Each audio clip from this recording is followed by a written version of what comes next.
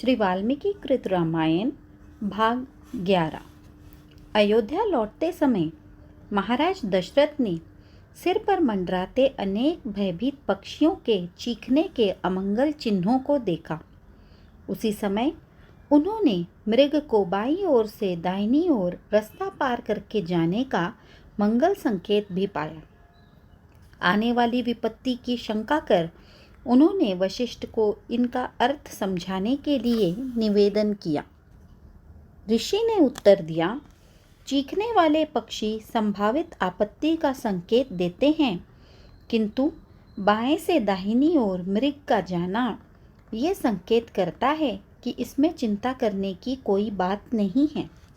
जिस समय पुरोहित एवं राजा दशरथ इस विषय पर चर्चा कर रहे थे, उसी समय पृथ्वी को हिला देने वाली एवं वृक्षों को गिराने प्रचंड वायु चलने लगी। धूल उड़कर सभी दिशाओं को आवृत करने लगी। ऐसा अंधेरा छा गया कि महाराज दशरथ, उनके पुत्र वशिष्ठ एवं अन्य ऋषियों को छोड़कर सभी भ्रमित होकर भयग्रस्त हो गए। अकस्मात प्रसिद्ध एवं पराक्रमी योद्धा परशुराम प्रकट हुए। उनके दाएं कंधे पर कुल्हाड़ी थी, बाएं कंधे पर धनुष था। हाथों में शक्तिशाली बाण तथा केश जटा के रूप में बंधे हुए थे। ऋषि परशुराम ने 21 बार क्षत्रिय समुदाय का विनाश करने के पश्चात क्रोध त्याग कर तपस्या करने की प्रतिज्ञा की थी। अतः उनके इस भयंकर रूप को देखकर सभी चकित थे। जब ऋषिगण उनके पुनः क्रोधित होने की बात को लेकर आश्चर्यचकित थे, तभी जमदग्नि के पुत्र परशुराम ने भगवान राम को संबोधित करते हुए कहा, भगवान शिव के धनुष को तोड़कर तुमने निश्चय ही वीरतापूर्ण कार्य किया है, किंतु मैं उससे भी विशाल धनुष लेकर आया हूँ जो भगवान विष्णु का है। यदि तुम स्वयं को एक महान वीर समझते हो तो ये धनुष लो और इस पर प्रत्यंचा चढ़ाओ। यदि तुम इस बाण को इसकी पूरी लंबाई तक खींच पाओगे, तब मैं तुम्हें युद्ध करने के योग्य समझूंगा। परशुराम की चुनौती सुनकर राजा दशरथ शोकाकुल हो उठे कि कहीं वे अपने पुत्र को खो न दें। कांपते हुए स्वर में राजा ने निवेदन किया, हे ऋषियों के श्रेष्ठ परशुराम, कृपया आप अपने क्रोध के आवेग को छोड़ दें। मैं युद्ध न करने की आपकी प्रतिज्ञा का आपको स्मरण करवाता हूँ। कश्यप को पृथ्वी सौंपकर आप महेंद्र पर्वत पर तपस्या करने चले गए थे, किंतु परशुराम ने दशरथ की ओर ध्यान नहीं दिया और राम को संबोधित करके कहने लगे, भगवान शिव एवं भगवान विष्णु दोनों के ही धनुष विश्वकर्मा द्वारा बनाए गए हैं। इनमें से एक धनुष त्रिपुरासुर का वध करने हेतु भगवान शिव को दिया गया था। एक दिन जब भगवान शिव ने उस दैत्य का वध कर दिया, तब देवताओं ने उत्सुक होकर भगवान ब्रह्मा से जाकर पूछा, भगवान विष्णु एवं भगवान शिव में से अधिक शक्तिशाली कौन है? उनकी शंका का समाधान करने के लिए भगवान ब्रह्मा ने उन दोनों के मध्य एक संघर्ष करवाने की व्यवस्था की। फलस्वरूप एक भीषण युद्ध छिड़ गया।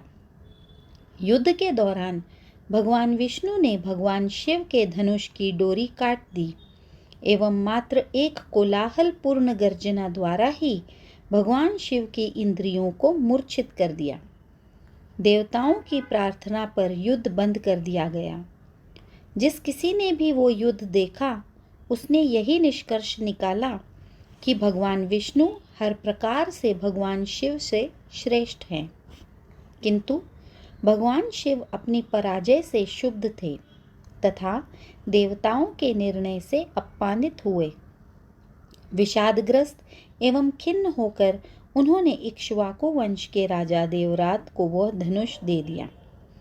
भगवान विष्णु ने अपना धनुष महान मुनि ऋचिक को दिया। तत्पश्चात उन्होंने उसे अपने पुत्र जमदग्नि को दिया। किंतु मेरे पिता जमदग्नि ने इस धनुष का कभी प्रयोग नहीं किया, क्योंकि उन्होंने अपने प्रति किए गए अहित का प्रतिकार न करने की प्रतिज्ञा की थी। तत्पश्चात ये धनुष मुझे प्राप्त हुआ और कार्तवीर्यार्जुन से अपने पिता के वध का प्रतिशोध लेने के लिए मैंने 21 बार क्षत्रियों का विनाश किया। तदुपरांत मैं पृथ्वी का एकमात्र शासक बन गया। मेरे द्वारा किए गए क्षत्रियों के वध का प्रायश्चित करवाने के लिए जब कश्यप ने मेरी ओर से महान यज्ञ का संपादन किया, तब मैंने उन्हें ये पृथ्वी दान दे दी तथा महेंद्र पर्वत की ओर प्रस्थान किया। वहाँ मैंने कठिन तपस्या के द्वारा महान पराक्रम अर्जित किया। किंतु जब मैंने सुना कि तुमने भगवान शिव का धनुष नष्ट कर दिया, तब मैं तुम्हें ललकारने को विवश हो गया। यदि तुम अपने आप को एक महान पराक्रमी समझते हो, तो ये धनुष लो और देखो कि तुम मेरे साथ युद्ध करने के योग्य हो या नहीं। बिना कुछ बोले राम ने परशुराम की शर्त स्वीकार कर ली। तत्पश्चात तुरंत ही धनुष एवं बाण उनके हाथों से छीन लिया, साथ ही साथ उनका तपोबल भी। आश्चर्यचकित परशुराम के समक्ष उन्होंने अत्यंत सरलता से धनुष पर प्रत्यंचा चढ़ाकर उसे पूरी लंबाई तक खींचा। तब राम ने कहा, चूंकि आप एक ब्राह्मण हैं एवं विश्वामित्र से संबंधित हैं, अतः मैं आपका वध नहीं करूँगा। मेरा इस बाण को धारण करना व्यर्थ न जाए तथा आपकी शर्त का उचित प्रत्युत्तर दिया जा सके, अतएव मैं इसका उपयोग आपके द्वारा कठिन तप के फलस्वरूप अर्जित स्वर्ग प्राप्ति की योग्यता को नष्ट करने में करूँगा। देवतागण एवं स्वर्गलोकों के ऋषि आकाश में राम द्वारा बाण छोड़े जाने के दृश्य को देखने के लिए इकट्ठे हो गए। परशुराम पहले ही राम द्वारा निस्तेज किए जा चुके थे। भगवान को विस्फुटित नेत्रों से देखने के सिवाय वे और कुछ नहीं कर सकते थे। अंततः जब राम बाण को अपने कान तक खींचने लगे, तब परशुराम मंद स्वर में बोले, जब मैंने कश्यप को ये पृथ्वी सौंपी, तब उन्होंने मुझे यहाँ पुनः आकर रहने के लिए मना किया था। अतएव रात्रि होने से पूर्व मुझे यहाँ से जाना होगा। यद्यपि स्वर्ग तक जाने की योग्यता से मैं वंचित हूँ, किंतु कम से कम महेंद्र पर्वत पर वापस लौटने की आपकी अनुमति चाहता हूँ, ताकि मैं अपनी तपस्या जारी रख सकूं। हे राम, अब मैं समझ पाया कि आप स्वयं भगवान विष्णु हैं, अतः आपके हाथों पराजित होने पर मैं तनिक भी लज्जित नहीं हूँ।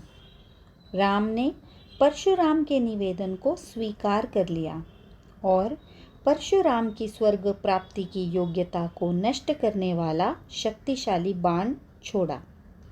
उसके पश्चात परशुराम महेंद्र पर्वत लौट गए।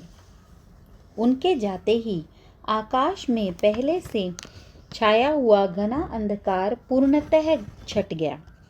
आकाश से देवता पूर्ण उत्साह के साथ भगवान राम का यशोगान करने लगे और उन पर सुगंधित फूलों की वर्षा करने लगे। तब भगवान राम ने भगवान विष्णु का धनुष वरुण को दे दिया। फिर उनके दल ने प्रस्थान किया। घर पहुंचकर राजा दशरथ के चारों पुत्र अपनी पत्नियों सहित सुखी जीवन व्यतीत करने लगे। कुछ समय पश्चात कैकेयी के पुत्र एवं भरत तथा शत्रुघ्न के मामा राजा युधाजित अपने भांजों को अपने संग रहने का निमंत्रण देने के लिए अयोध्या आए। अपने 2 भाइयों के कैकेयी राज्य को चले जाने के पश्चात राम अपने पिता एवं तीनों माताओं की सेवा में ध्यानपूर्वक लग गए। राम राज्य के प्रशासनिक कार्य भी इतने उत्तरदायित्व तथा बुद्धिमानी से करते कि प्रजा उनसे स्नेह करने लगी। सीता एवं राम के आपसी प्रेम में निरंतर वृद्धि होती रही।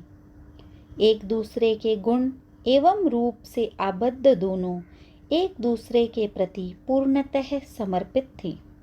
वास्तव में सौंदर्यावतार सीता स्वयं भाग्य की देवी लक्ष्मी थी। वे राम के हृदय को भली भांति पढ़ सकती थी। अपने पति को सदैव प्रसन्न रखने के लिए सीता दृढ़ प्रतिज्ञ थी।